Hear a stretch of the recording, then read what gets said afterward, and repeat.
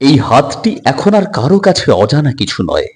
আসলে প্রয়াগরাজ মহাকুম্ভে যে মহা মেলা অনুষ্ঠিত হয়ে চলেছে, সেখানে যে অসংখ্য সাধু সন্তগণ এবং যোগী ঋষিগণ এসেছেন, তাদের মধ্যে ইনি অন্যতম।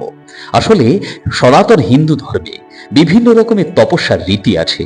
তার মধ্যে হঠ যোগ, যেমন দাঁড়িয়ে দাঁড়িয়ে তপস্যা, হাত উঁচু করে এই তপস্যার রীতি, যাকে বলা হয় উদ্ভব তপস্যা। অমর ভারতীর কথা আপনি শুনেছেন। তিনি 50 বছর ধরে এই সাধনা করেছিলেন। আর এই ব্যক্তি, এই যোগী, তিনি 9 বছর ধরে হাতটি উঁচু করে রেখেছেন।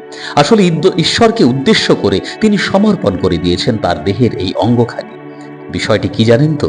নিজের অঙ্গ সমর্পণ করার মধ্য থেকে ইন্দ্রিয়কে দমন করেছেন তিনি। আর ইন্দ্রিয়কে দমনের মধ্য থেকেই আধ্যাত্মিক অনুশাসন এসেছে, ঈশ্বরের প্রতি সম্পূর্ণ সমর্পণ এসেছে।